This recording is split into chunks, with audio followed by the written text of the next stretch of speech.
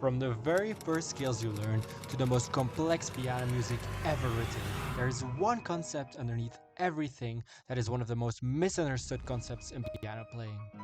It may in fact be the reason why some pianists struggle endlessly while others seem to play effortlessly. But to answer this topic, let me ask you a question. What actually has to change for your technique to improve? You might think you need to just practice more or play harder pieces. But none of these explain the difference between a beginner and an advanced pianist. Take La Campanella for example. It looks impossible because you see huge jumps, repeated notes, and fast passage work. But what you don't see is that the piece is built entirely out of pre-built techniques. A beginner playing a simple piece uses all the same techniques, just at a much lower level. The difference is, advanced pianists have these techniques fully internalized. When they encounter them in music, the brain doesn't analyze, it simply runs these pre-built motions at the speed.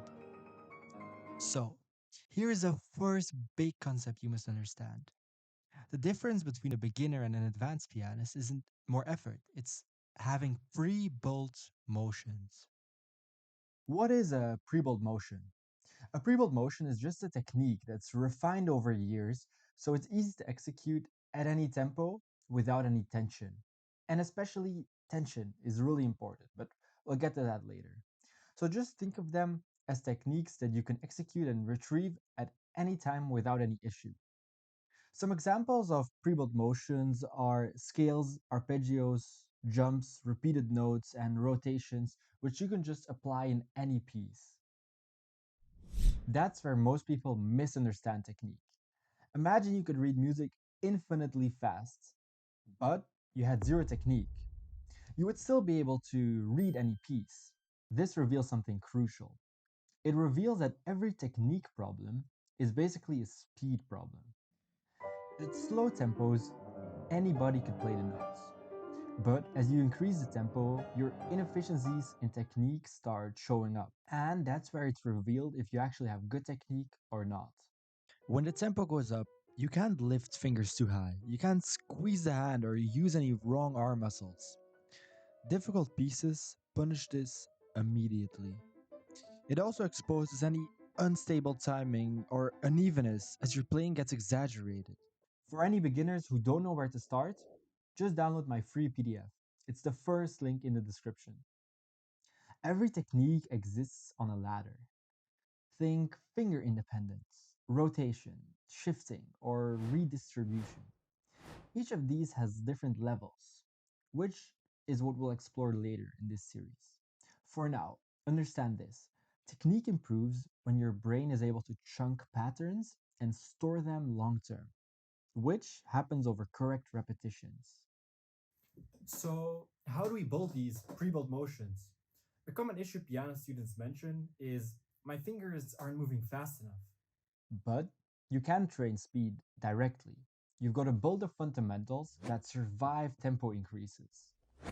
Let me give you some examples with the Opus 25 number 2 by Chopin. All effective technique practice fits into four groups. The first one being clean input. And the purpose of this is to give the brain something clean to store to start right. Practicing slowly just makes sure that anything you practice is right from the get go and you don't practice any mistakes. That's actually the whole idea of this first group. If you make sure from the beginning that you're practicing in the right way, such as with small chunks, you won't practice any mistakes which will be harder to remove later on. If you input garbage, your technique will end up being garbage. So, anytime you do a lot of repetitions, really make sure you're practicing in the right way. Otherwise, unlearning is at least 5 times as difficult. Second group is about isolating technique. The purpose of these isolation exercises is to fix the exact weak point of your technique. A way to recognize where your problems lie is to play the whole piece in a controlled staccato.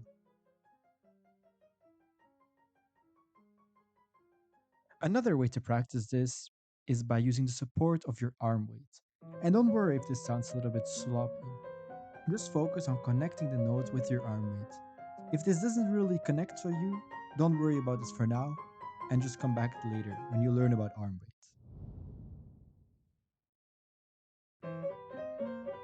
The third group is all about exercises that make sure your timing will stay stable once you up the tempo.